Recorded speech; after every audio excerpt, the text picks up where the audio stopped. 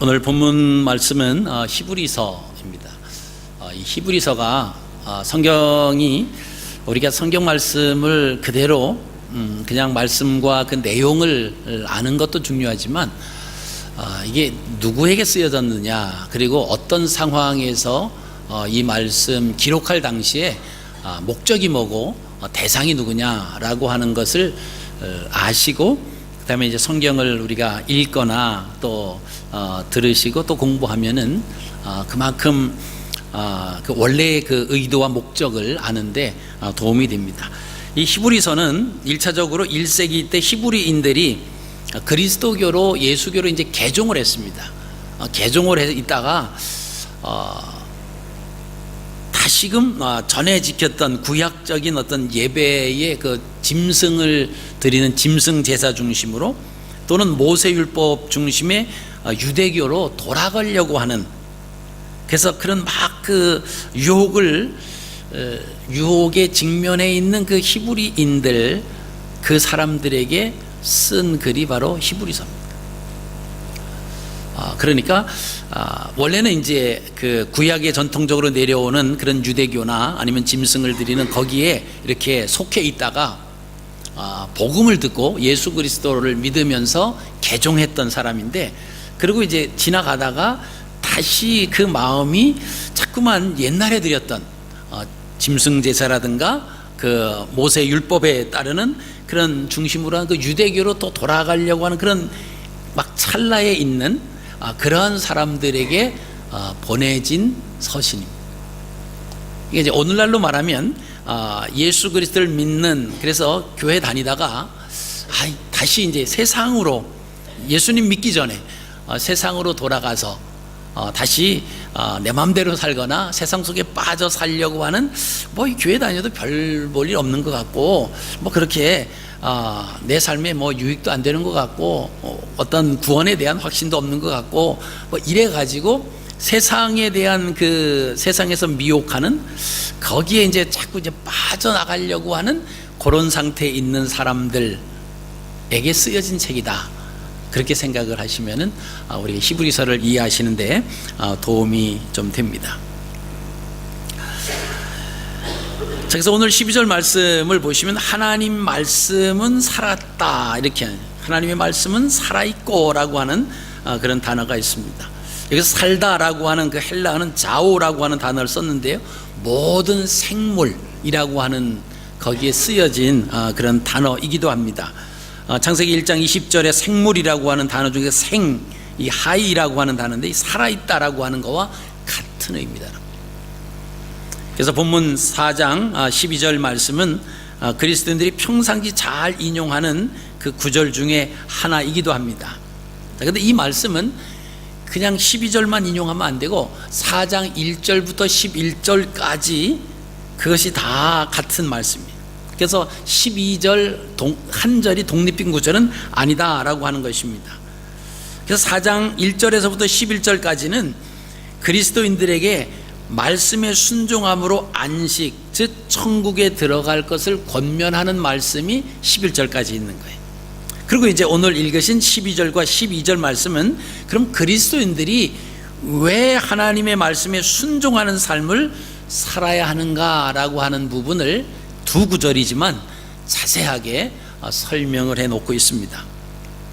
우리가 오늘 본문 말씀을 다시 한번 보시겠습니다. 제가 읽어드릴게요. 자, 하나님의 말씀은 살아있고 활력이 있어 좌우의 날선 어떤 검보다도 예리하여 혼과 영과 및 관절과 골수를 찔러 쪼개기까지 하시며 또 마음의 생각과 뜻을 판단하나니 지으신 것이 하나도 그 앞에 나타나지 않음이 없고 우리의 결산을 받으실 이에 눈앞에 만물이 벌거벗은 것 같이 드러나느니라.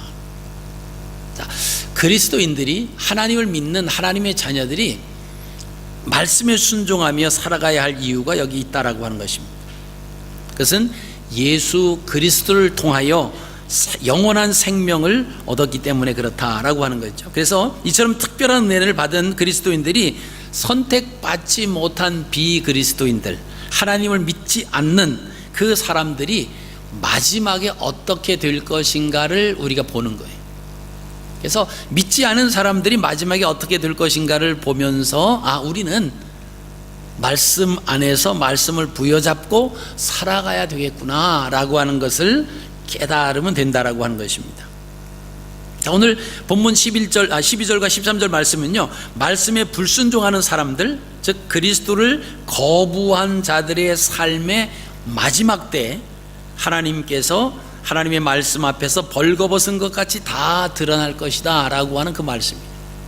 그러니까 오늘 본문 말씀은 예수 그리스도를 잘 믿는 사람들의 모습이 아니라 예수 그리스도를 믿지 않는 비그리스도인들이 마지막 때에 당하는 그런 결과의 모습을 우리가 볼 수 있다라고 하는 것입니다. 우리가 요한계시록 20장 11절 말씀을 보시면 거기 이제 크고 흰 보좌가 나옵니다. 근데 거기 희고 큰 보좌는 이거는 심판을 위해서 등장하는 거예요. 그러니까 예수 그리스도를 믿지 않은 비그리스도인들은 크고 흰 보좌를 피할 길이 없습니다. 반드시 그 심판대 앞에 설 수밖에 없다라고 하는 것입니다. 그래서 그 크고 흰 보좌, 그 심판은 말씀에 불순종한 자들, 즉 그리스도를 거부한 자들이 임할 마지막 둘째 사망인 불못에 들어가는 것을 설명하는 거다라고 하는 거죠. 그렇기 때문에 하나님의 특별한 은혜를 받은 그리스도인들은요, 비그리스도인들이 마지막에 되어져가는 그 결론을 미리 말씀을 통해서 우리가 보는 겁니다. 그리고 우리가 그러면 하나님의 자녀로 그리스도인으로 어떻게 살아가야 될 것인가를 거기서 우리가 결단을 하는 그 말씀이 오늘 본문 말씀이다 라고 하는 것입니다. 여러분, 우리가 예수를 믿어도 때로는 우리의 심신이 연약해질 때가 있습니다. 그리고 이거 계속 하나님을 믿어야 되나, 이 교회 계속 다녀야 되나, 뭐 그러한 우리 그 마음이 좀 연약해질 때가 있습니다. 그죠? 교회 가서 기도를 해도 기도가 되지 않고요, 말씀을 읽으려고 말씀을 펴도 그 말씀이 들어오지 않고 뭐 그럴 때가 있습니다. 그렇다고 삶의 모든 부분에서 잘 풀려져 가느냐 하면 그렇지도 않고, 자, 그럴 때 우리에게 살짝 오는 그게 있죠. 이거 꼭 굳이 교회를 다녀야 되나? 신앙생활을 계속 해야 되나? 그러면서 교회 나가지 않았을 때를 자꾸 이제 생각을 하고요. 주일날 아주 늦도록 잠을 잘 수도 있고 마음대로 퍼질 수도 있는데, 이게 주일날 더 바쁘게 더 일찍 일어나고 더 준비하고 그래야 되는, 그러면서 우리에게 약간의 흔들림이 올 때도 있다라고 하는 겁니다. 그럴 때 히브리서를 읽으셔야 돼요. 히브리서는 마지막 믿지 않는 사람들, 또는 믿었다가 다시 동물 제사나 유대교로 돌아가려고 하는 그 사람들에게 들려주는 말씀이에요. 그리고 믿음을 가지고 하나님 말씀대로 살아가기 위해서, 끝까지 살아가기 위해서 어떻게 살아가느냐, 그러면서 이제 히브리서 11장에 가면은 믿음의 선진들을 소개하는 거예요. 이러이러한 사람들이 다 힘들고 어려웠지만 말씀을 쫓아갔고 말씀을 부여잡고 하나님과 살았던 이런 사람들, 그리고 하나님 앞에 나가는, 하나님을 기쁘시게 하는 그런 사람들이 하나님 앞에 상 받는 자고 하나님 앞에 영광을 돌리는 자다라고 하는 것을 히브리 기자는 전체적으로 그렇게 이제 설명을 하는 겁니다. 그래서 오늘 이제 본문 말씀을 다시 이제 돌아가면요, 자, 그리스도인들도 때로는 그런 마음이 있을 때에 우리가 다시 말씀을 부여잡는 거예요. 그리고 통회하고 자백하고, 그럼 하나님께서 다시 우리를 끌어안아 주시고요, 다시 회복시켜 주십니다. 어린아이들을 키우면서 아이들이 뭐 잘못할 때가 많이 있죠. 부모의 마음을 아프게 할 경우가 많이 있습니다. 자, 부모의 마음을 아프게 했고 부모의 뜻을 온전히 이루지 못하게 된 자기 자신을 보면서 부모님을 점점 멀리하고 가까이 하지도 않고 이야기도 안 하고 눈도 마주치지 않고, 만약에 그러한 자녀가 있다라고 하면요, 아마 부모 입장에서 더 괘씸할 거예요. 그런 엄청난 잘못을 했는데도 부모 앞으로 와서, 그죠? 부모 품에 안아서 안겨서 잘못했다고 이렇게 용서를 빌고, 그죠? 그러면은 어떤 부모들이 다 아무리 큰 잘못을 하고 손해를 끼쳤더라도 뭐 자식이니까 다 용서해 줍니다. 그래, 다시부터 그러지 말아라. 그렇게 하고 다시 이제 좋은 부모와 자녀 간의 관계가 다시 계속 이어져 갑니다. 여러분, 우리가 하나님과 우리의 사이도 마찬가지. 요 사이에 이제 그 수요일 날 제 4기 사역자반이 수료식을 하잖아요. 이 과제물이 있어요. 시험은 지난주 토요일 날 가서 잘 봤고요. 이제 그 과제물이 있습니다. 자, 과제물을 언제까지? 지난주까지 내라 그랬어요. 자, 근데 지난주까지 낸 사람도 있고 안 낸 사람도 있어요. 그 이제 여러분이 이제 그 학교 다니면서 이런 부분을 아셔야 돼요. 교수님이 뭐 숙제를 내라 그러면 교수님이 학생들이 숙제를 해낸 것을 보면, 뭐 예를 들어서 한 100명의 학생이 냈다라고 하면 그 중에서 1명 내지 2명은 정말 가르친 거 이상으로 참 잘했네, 뭐 그렇게 마음을 가질 수도 있어요. 근데 대부분요, 교수님이 가르친 만큼, 기대하는 만큼 미치지 못하는 학생들이 어떻게 할까요? 많아요. 대부분 많아요. 그러니까 과제를 내면 다 거기에요. 그러면 좋은 점수를 받으려면 어떻게 해야 돼요? 윤시정 간사님? 어떻게 하면 되죠? 제때 내야죠. 네. 제때 내셨죠? 제때 내야 돼요.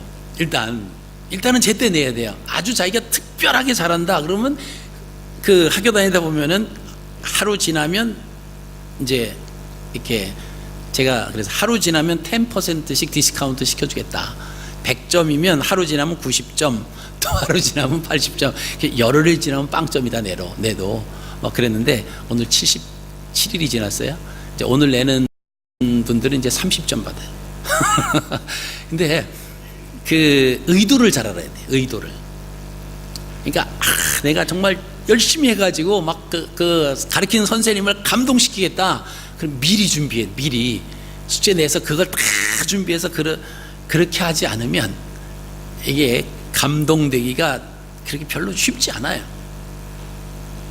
이게 아마 이제 여러분들 학생이고 막 그러신 분들은 내가 좀 잘 하려고, 교수님 제가요 일주일마다 연기해 주세요. 그러면 뭐 제출 기간 내에 안 내면 뭐 최고 잘해도 뭐 80% 뭐 그런 게 있잖아요.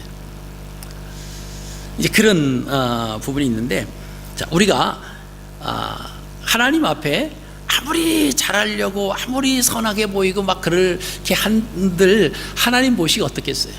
늘 문제투성이, 늘 부족한 거죠. 그런데도 그 부족한 걸 가지고 하나님을 기쁘시게 하겠다고 막 그런 마음을 갖고 몸부림을 하는 그 모습을 하나님 보고 기뻐하시는 거예요. 그래서 우리가 제가 하나님 앞에 거룩해지고 막 죄도 안 짓고 막 그래야 되는데, 내가 보니까 이번 주도 죄를 짓고 이번 주도 악한 생각을 하고, 그러니까 나는 하나님을 믿을 수 있는 자격이 없어. 아니, 더 그런 사람일수록 더 하나님을 믿어야 되잖아요. 주님이 그렇게 말씀하셨어요. 건강한 자에게는 의원이 필요 없다. 이제 건강한 사람에게 의사가 왜 필요합니까? 병든 사람에게 의사가 필요한 거예요. 그러니까 우리가 하나님이 필요하고 하나님을 믿는 것은요, 우리 혼자는 아무것도 아니라고 하는 것을 인정하고요. 나는 문제투성이에요. 하나님이 함께 하시지 않으면요, 나는 당장이라도 세상에 나가서 그냥 죄 속에서 뒹굴 수밖에 없는 아주 그러한 성품을 가지고 있는 내 자신이다라고 하는 것을 우리가 인정을 하셔야 돼요. 그래서 하나님 도와주십시오. 성령님 나를 도와주십시오. 그리고 하나님 말씀대로 살겠습니다. 뭐 그 말씀대로 얼마나 살겠어요. 그래도 산다고 하면서 자꾸 몸부림치고 그 모습이 하나님이 기뻐하시는 거예요. 자, 우리가 하나님 앞에 나갈 때 우리의 연약한 모습들 그대로 인정하는 겁니다. 그 가면 하나님이 다 받아주시고 용서해 주시는 거예요. 그리고 우리를 더 믿음 안에서 또 기쁜 마음으로 살아갈 수 있도록, 그래 내가 여기 있으니까 항상 걱정하지 말아라. 그러면 이 마음을 가지고 우리가 살아가는 거죠.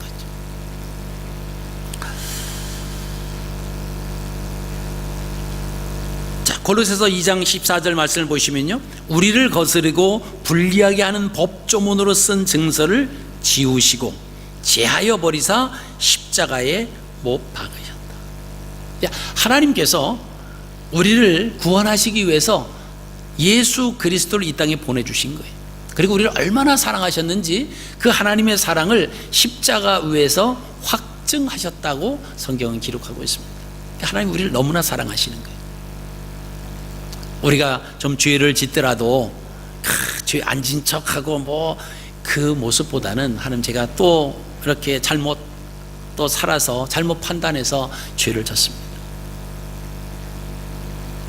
하나님 앞에 고백하고 하나님 앞에 용서를 구하고, 그러면 하나님 다 끌어안아 주시는 겁니다. 자, 그리스도를 따르는 자에게는 그들의 범죄 기록을 예수 그리스도의 보혈로 뿌려서 지우고 제하여 주시고 정하다고 선언해 주신다라고 하는 겁니다. 여러분, 이게 얼마나 놀라운 큰 은총인지 모릅니다. 하나님이 주시는 은혜지요. 죄를 졌는데 예수 그리스도를 믿는다라고 하는 그것 때문에 예수 그리스도의 보혈로 우리를 뿌리고 우리를 정하다, 그리고 우리의 죄를 기록조차 지워버리신다라고 하는 것입니다. 자, 오늘 12절 말씀을 보시면 하나님의 말씀의 특징이 세 가지로 나오고 있습니다. 첫 번째는요, 하나님의 말씀은 살아있다라고 하는 겁니다. 그 다음에 두 번째는요, 하나님의 말씀은 활력이 있다. 그리고 세 번째는 하나님의 말씀은 좌우의 날선 어떤 검보다도 예리해서 우리의 육과 영을 다 벨 수가 있다, 쪼갤 수가 있다. 자, 이 세 가지 특징의 그 말씀이 마지막 때 말씀을 거부한 자들에게 부메랑같이 돌아온다라고 하는 것. 그래서 크고 흰 보좌 심판 때 예수님을 믿지 않았던 그들에게 그대로 적용될 것이다 라고 하는 것입니다. 그래서 그들이 결국은 영원한 불못에 들어갈 수밖에 없다라고 하는 것입니다. 자, 첫 번째, 하나님의 말씀은 살아있다 그랬습니다. 하나님의 말씀은 살아있고 그랬습니다. 자, 하나님의 말씀이 살아있다라고 하는 것은 그 말씀 안에 생명이 있다라고 하는 거예요. 그래서 생명이 존재할 때 살았다, 우리가 그렇게 표현하잖아요. 그러니까 하나님의 말씀이 살아있다라고 하는 그 말씀 속에는 말씀 안에 생명이 있다는 겁니다. 성경시대에 살았던 히브리인들의 사고는 오늘날 우리가 살아가는 그런 사고와는 조금 차이가 있습니다. 그 중에 하나가 뭐냐면 말에 대한 인식이에요. 그 성경시대에 살았던 그 히브리 사람들은요, 말을 동사적으로 이해를 했습니다. 그래서 내가 말을 하면 이 말이 그냥 끝나는 게 아니라 말이 동사는 움직이는 거잖아요. 그러면 내가 한 말은 그대로 뭔가 움직여서 어떤 결과에 도달한다라고 하는. 그래서 그 성경시대의 그 히브리 사람들은요, 말하는 것을 상당히 조심했습니다. 왜냐하면 내가 한 말이 그대로 이루어진다라고 하는 것을 확신했습니다. 여러분, 오늘도 우리가 뭐 그런 말 말해야죠. 내가 말한 대로 된다, 말 조심해라, 그런 말씀들을 우리가 교회 다니지 않았을 때에도 그런 말씀을 어른들로부터 많이 들었습니다. 말을 좀 이렇게 좀 뭐 하면 그 말을 그렇게 하는 것에 대해서 우리가 지적을 어른들에게 받은 적이 있어요. 자, 그만큼 우리가 한 말, 그 말이 이게 그대로 어떤 목적지까지 움직인다. 이 히브리 사람들은 그런 확고한 생각을 가지고 있었습니다. 그래서 말을 잘했어요. 그래서 듣기는 많이 듣고 말하기는 적게 하는 거예요. 이유는 뭡니까? 말이 많으면 실수가 많은 거예요. 말을 막 하다 보면 실수를 하는 말이 말을 안 했을 때보다 확률적으로 따지면 훨씬 더 많다라고 하는 것입니다.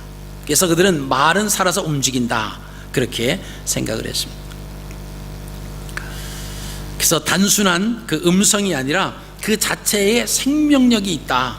그래서 여러 가지 결과를 만들어낸다. 그런 내용들이 시편 기자는 시편 141편 3절에 여호와여 내 입술에 파수꾼을 세우시고 내 입술의 문을 지키소서, 그렇게 고백했습니다. 우리 입술에 파수꾼을 세우고, 왜? 잘 말이 막 새나가지 못하도록, 그리고 잘 할 수 있도록, 그리고 내 입술의 문을 지켜 주옵소서. 우리의 입을 통해서 한번 나간 말은요, 아무리 우리가 잘못했다, 미안하다 막 그래도 말을 하지 않았을 때와 똑같이 될 수가 없다라고 하는 거예요. 그래서 우리가 상대방에게 뭔가 잘못했을 때 미안하다, 잘못했다, 나를 용서해달라고 막 그렇게 하지만 그 말을 하기 전처럼 돌아갈 수는 없다라고 하는 거예요. 그래서 우리가 말을 참 조심을 해야 되는 거죠. 자, 잠언 18장 21절 보면요, 죽고 사는 것이 혀의 힘에 달렸나니 혀를 쓰기 좋아하는 자는 혀의 열매를 먹으리라. 또 아모스 5장 14절입니다. 너희는 살려면 선을 구하고 악을 구하지 말지어다. 만군의 하나님 여호와께서 너희의 말과 같이 너희와 함께 하시리라. 성경 말씀도 하나님께서 우리가 말하는 것대로 하나님이 그와 함께 하신다라고 합니다. 예수님께서 이 땅에 오셔서 우리가 잠시 후에도 또 말씀을 함께 나누겠습니다마는 여러 가지 질병을 고쳐주시면서 그들에게 내 능력으로 질병을 고친다, 그렇게 하지 않으셨어요. 내가 말한 대로, 내가 믿은 대로 될지어다, 그 말씀하시죠. 그러니까 그 믿음의 어떤 기적과 역사는 우리가 하나님을 얼마만큼 신뢰하고 얼마만큼 믿느냐라고 하는 것에 따라서 결정이 된다라고 하는 거예요. 그죠? 우리의 삶 가운데 그래서 부정적인 언어보다는 긍정적인 언어를 써야 돼요. 안 된다, 안 된다, 죽겠다, 죽겠다 막 그러면 그 사람은 이제 죽는 길로 갈 수밖에 없다 그러잖아요. 힘들고 어려운 가운데 놓여 있는 게 누가 봐도 뻔합니다. 그러나 그래, 힘들고 어렵겠지만 한번 해보자, 할 수 있을 거다, 하나님이 힘 주시고 함께 하시면 우리가 한번 하나님의 능력을 힘입어서 한번 견뎌보는 거야, 버텨보는 거야. 여러분, 그렇게 이야기하는 거와 그냥 한숨을 내쉬면서 이건 도저히 불가능하다, 무엇을 가지고도 이것은 여기서 헤어나올 수 없다, 이제는 망했다, 여러분 그렇게 말하는 거하고는 엄청나게 차이가 있다라고 하는 거예요. 우리가 믿음 가운데서도 동일하다라고 하는 것입니다. 그래서 우리가 부정적인 언어를 쓰면 그 결과가 부정적인 결과가 나오겠죠. 또 긍정적인 언어를 쓰면 긍정적인 결과가 나올 것입니다. 민수기 14장 28절 말씀에도 그들에게 이르기를 여호와의 말씀에 내 삶을 두고 맹세하노라. 너희 말이 내 귀에 들린 대로 내가 너희에게 행할 것이다. 이런 말씀들을 우리가 읽으면요, 우리가 막 세상 속에서 행하는 말에 대한 그 찔림이 있죠. 그래서 우리가 다 지나온 시간들을 한번 뒤돌아보시면 힘들고 어려웠을 때 우리의 모습이 어땠는가, 더 우리의 말로 인해서 어렵게 만드는 그런 때가 있었던 것을 우리가 발견할 수가 있을 겁니다. 자, 그래서 본문 12절에서 하나님의 말씀은 살아있다 이렇게 말씀하십니다. 그렇기 때문에 하나님의 말씀을 무시한 자들, 그 자신이 무시한 그 말씀에 의해서 영원한 죽임에 놓일 수밖에 없다라고 하는 것을 지금 이야기하는 거고요. 두 번째는 하나님의 말씀은 활력이 있다. 자, 하나님의 말씀은 살았고 활력이 있다. 그 활동적인 힘을 의미합니다. 그래서 말씀이 주어지면 반드시 어떤 결과가 나타나는데 그 말씀 속에는 활력이 있다, 움직이는 힘이 있다라고 하는 거예요. 자, 그 움직이는 힘, 우리가 창세기 1장 3절에 말씀을 늘 제가 말씀을 하는데, 자, 하나님께서 있으라 하시니까 있었다는 거예요. 천지 창조하실 때 하나님이 빛이 있으라 하심에 뒤에 가면 빛이 있었고, 자, 말씀으로 천지를 창조하시는 거예요. 있으라 하시면 있는 거예요. 그게 뭐죠? 말씀의 활력. 능력이, 말씀으로 천지 창조를 하시는 하나님의 놀라운 능력의 역사를 우리가 볼 수가 있다라고 하는 거죠. 그래서 그 모든 만물이 주님의 말씀으로부터 나온다라고 하는 겁니다. 로마서 11장 36절 말씀 보면요, 이는 만물이 주에게서 나오고 주로 말미암고 주에게로 돌아감이라 그에게 영광이 세세에 있을지어다. 자, 하나님께서 천지 만물을 말씀으로 만들어지는 것을 보시고 하나님이 하시는 말씀, 보시기에 좋았다, 그렇게 표현을 하십니다. 자, 그 말씀은요, 두 번째는 말씀으로 죽은 자를 살리시는 그 일들이 있었던 것을 우리가 보시게 됩니다. 마가복음 5장 39절에 우리가 몇 주 전에 함께 나눈 그런 말씀입니다. 들어가서 그들에게 이르시되 너희가 어찌하여 떠들며 우느냐, 이 아이가 죽은 것이 아니라 잔다. 그렇죠? 회당장 야이로의 그 동료가 죽었습니다. 사람들이 울고 막 사람들이 그러죠. 그런데 주님께서는 이 아이가 죽은 게 아니다, 잔다. 사람들이 비웃었지만 주님께서 뭐라고 말씀하십니까? 달리다 쿰, 소녀야 일어나라 했더니 소녀가 일어났어요. 그게 뭐죠? 말씀을 하니까 그 말씀이 활력이 있는 거예요. 그 말씀의 능력을 입어서 일어나는 겁니다. 그뿐만이 아닙니다. 병든 자를 치유하시는 그 백부장 하인이, 그죠? 중풍병에 걸려서 죽어가는 그 가운데서 가서 고쳐주겠다 그러니까 그 백부장이 뭐라고 그랬습니까? 아유, 선생님, 저희 집에 오실 필요가 없습니다. 저도 제 위에 상관을 모시고 제 밑에 부하가 있는데 제가 제 밑에 있는 부하 보고 가라 하면 가고 오라 하면 오고 멈춰서라 하면 멈춰섭니다. 그러니까 주님께서 말씀만 해주십시오. 제 부하가, 제 신하가 중풍병에 걸려 있는데 주님이 오셔서 고쳐주지 않고 그냥 말씀만 해주십시오. 그럼 그 말씀이 능력이 돼서 내 신하가 나을 줄로 믿는다라고 하는 그 고백이죠. 주님께서 그 백부장의 믿음을 보고 아주 기뻐하시면서 이스라엘 중에서 이만한 믿음을 찾아본 적이 없다고 칭찬하신 것을 우리가 봅니다. 여러분, 그렇습니다. 말씀으로 병든 자를 치유하시는, 이게 말씀에 활력이 있다라고 하는 것입니다. 자, 오늘 말씀은 이제 세 번째예요. 하나님의 말씀은 좌우의 날선 어떤 검보다도 예리하다 그랬습니다.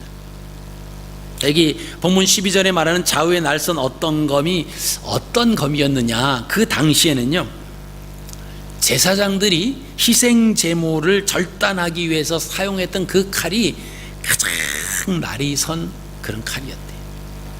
그 어떤 칼보다도 이 제사장들이, 그죠, 하나님 앞에 그 제물을 이렇게 자르고 뭐 그러면서 사용했던 칼, 뭐 얼마나 많은 그 제물들을 섞였어요. 그러니까 뭐 칼이 잘 들어야 되겠죠.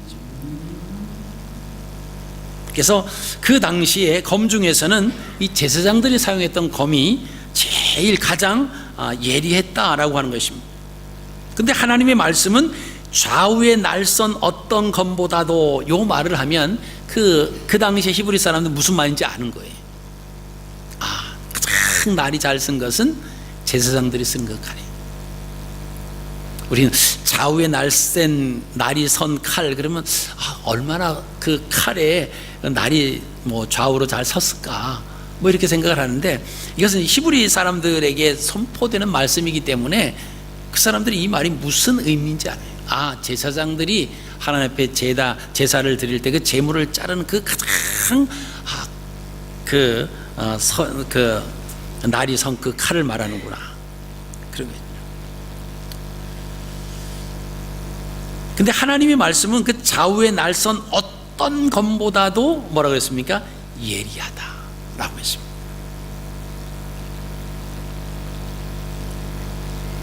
그러니까 제사장들이 사용했던 검은요, 아무리 예리해도 짐승의 육체만을 벨 수 있었는데 하나님의 말씀은 육체는 물론이고 사람의 영혼까지 벨 수 있다라고 하는 말씀입니다.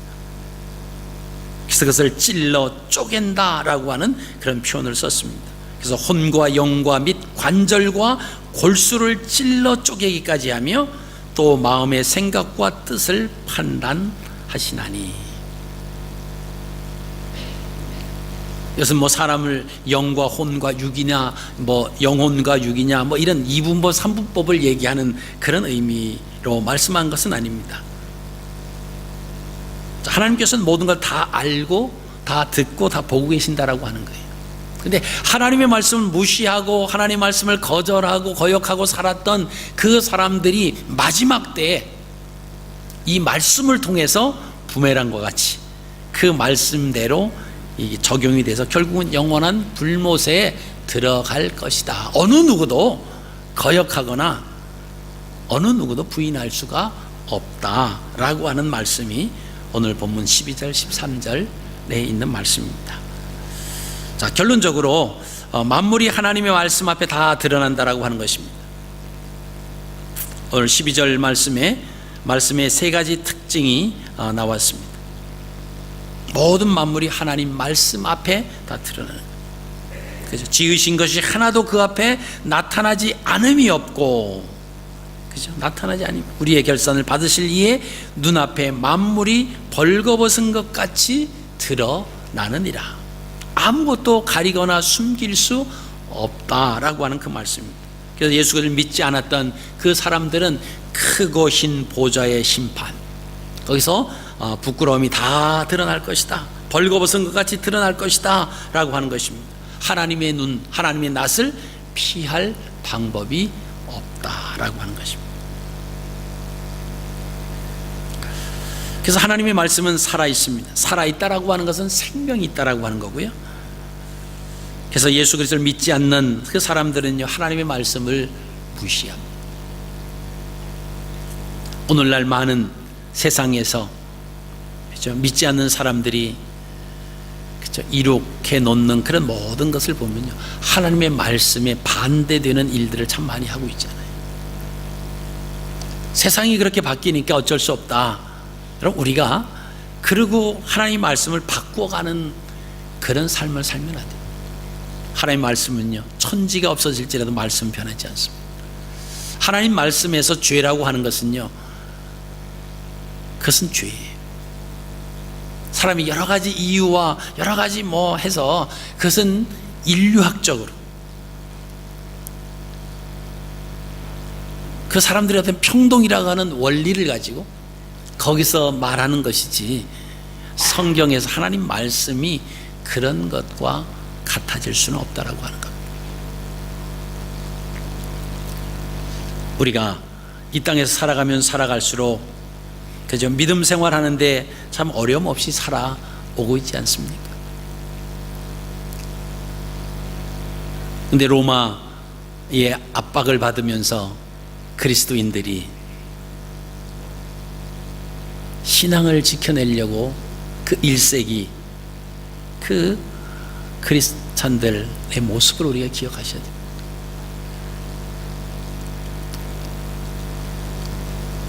우리가 세상에 되어지는 어떤 그런 것으로 쫓아간다라고 하면 우리의 믿음은 다 포기해요. 여러분, 이런 모습들을 우리 자녀들에게 믿음의 유산을 잘 남겨주기 위해서는요, 우리가 마지막 때 믿지 않는 자들이 어떠한 결과를 맞을 수밖에 없다라고 하는 그 사실을 우리가 알고 있어야 되고요. 우리가 자녀들을 겁주기 위해서 그런 것이 아니라 사실을 사실로 알려줘야 됩니다. 그래야 그 아이들이 몰랐다라고 하는, 몰라서 억울함을 당하지 않는 그런 가운데에 처할 수 있습니다. 예수님을 믿지 않았던 그 사람들은요, 요한계시록에 나오는 크고 흰 보좌의 심판 때 말씀을 무시하고 하나님의 말씀을 거역한 그 모든 것에 대한 그 심판대 앞에 설 수밖에 없다라고 하는 것입니다. 하나님의 말씀은요, 공간을 초월하고 시대를 초월하여 능력이 있다라고 하는 것입니다. 그래서 그리스도인들에게는 긍정적으로, 비그리스도인들에게는 부정적으로 나타납니다. 그래서 우리가 요한계시록을 읽으시면서 두려워할 필요는 없어요. 무서워할 필요는 없습니다. 왜요? 요한계시록은 모든 성경의 마지막 결론이라고 말씀을 드렸습니다. 예수님 열심히 따르고 믿는 사람들에 대한 마지막 결론. 우리가 영화를 보거나 드라마를 볼 때 마지막 그저 결과가 어떻게 나느냐, 해피엔딩이냐 뭐 이런 거 보잖아요. 그동안 힘들고 어렵고 했는데 그 결국은 이제 거기에 대한 보상, 그게 사실은 요한계시록이에요. 우리가 믿음 안에 살아간 사람은 그죠? 신랑 되신 예수 그리스도를 맞이하는 거예요. 그래서 새 하늘과 새 땅, 거룩한 새 예루살렘에 들어가는 겁니다. 그러나 믿음을 가지고 살아가지 않았던 사람들은요, 영원한 불못에 들어가는 거예요. 요한계시록에 나오는 그 무시무시한 그런 내용들은 다 믿지 않는 비그리스도인들이 맞이할 마지막 그러한 심판들이에요. 우리가 괜히 믿는 자들이 그 모습을 보고 두려워하고 떨고 그럴 필요는 없다라고 하는 겁니다. 성경을 잘못 접근하는 분들은 그것을 갖다가 다 누구에나 적용을 합니다. 그래서 요한계시록 강의하면은요, 갔다 오면 다 벌벌 떨고 잠도 못 자고 막 그냥 이불 싸가지고 교회 와서 기도해야 될 것 같고 막 그냥 그런 마음이 있어요. 두려워가지고 불안해가지고. 그래서 우리 마지막에 예수 그리스도와 더불어서 우리를 위해서 예비해 놓으신 그 거룩한 새 예루살렘에 들어가는 거예요. 그럼 그 결과입니다. 믿음으로 살아간 사람들의 마지막 그 대가에 주어지는 대가입니다. 그러나 믿지 않는 사람들은요, 무시무시한 그런 재앙과 심판이 기다리고 있다라고 하는 것이죠. 그래서 우리가 믿음 안에서 떨어져 나가지 않기 위해서, 그래서 우리가 말씀을 꽉 붙잡아야 돼요. 말씀대로 살으려고. 그죠? 우리가 아무리 노력한다 해도 그죠? 하나님 보시기에 완벽하게 살아가는 사람은 아마 없죠. 그러나 그 말씀 가운데 붙어 살려고, 말씀에 떨어져 나가지 않으려고 하는 그런 애씀과 그런 몸부림, 그런 모습, 그런 모습이 우리가 하나님의 자녀로 살아가는 그 모습이다라고 하는 것입니다. 히브리서 2장 1절 말씀은요, 혹 흘러 떠내려갈까 염려하노라, 그런 말씀이 있습니다. 우리가 말씀을 꽉 부여잡지 않으면요, 그냥 흘러 떠내려가는 거예요. 그렇죠? 여러분, 세상이 얼마나 악한 세상인지 우리가 알잖아요. 우리가 가만히 있으면요, 우리가 세상을 거슬릴 수 있는 힘이 없어요. 그냥 가만히 있으면 우리도 모르는 사이에 세상 속으로 흘러 떠내려갈 수밖에 없는 우리입니다. 여기 있는 저를 보면서 어느 누구도 예외가 아닙니다. 저는요, 세상을 이길 수 있는 힘이 있어요. 단 며칠은 그럴 수 있겠죠. 그런데 하나님의 말씀에 힘입어서 그 말씀을 부여잡고 그 말씀 가운데 거하려고 몸부림치지 않는다라고 하면요, 시간이 흘러보십시오. 우리도 모르는 사이에 떠나버려요. 그래서 주일날 열심히 나오다가 주일날 한 번 빠지는 것에 대해서 막 우리가 벌벌 떨잖아요. 막 두려워하고. 근데 그게 2번 되고 3번 되고 그래 보세요. 그러면요, 그냥 당연한 거라. 주일날 빠지는 거 일 있으면 빠지고, 내가 나가기 싫으면 빠지고, 전에는 막 한 번 빠진 건데 막 그런 마음이 있었는데 막 죄책감도 느껴지고, 하나님 앞에 예배 드려야 되는데 이게 내가 뭐 하는 건가, 막 자기 자신도 막 그렇게 해보고 그랬는데, 그게 이제 계속 진행되다 보고 자꾸 이제 횟수가 늘어나면요, 당연한 것처럼 그게 뭐죠? 세상으로 흘러 내려가는 거예요. 여러분, 우리 믿음이 지금 말씀, 세상의 그 물결 속에서 우리를 죄악으로 끌어가려고 하는 그런 속에 흘러 떠내려가고 있습니까? 아니면 거기서 흘러 떠내가지 않으려고 말씀을 부여잡고 하나님 앞에 몸부림치고 있습니까? 한번 우리의 삶을 적용해 보십시오. 전 직장이 바빠서요, 일이 바빠서요. 그게 다 조건이에요. 그게 다 조건이에요. 그게 다 우리로 하여금 미혹을 받아서 흘러 떠내려갈 수밖에 없는 그런 거. 누구 때문에요? 그거 다 조건입니다. 누구 때문에, 일 때문에, 시간 때문에 흘러 떠내려가면 누구 손해예요? 떠내려간 사람만 손해죠. 여러분, 우리가 이 한 주간에도 말씀 속에 흘러 떠내라, 말씀을 떠나서 흘러 떠내려가지 않도록 말씀을 부여잡으시고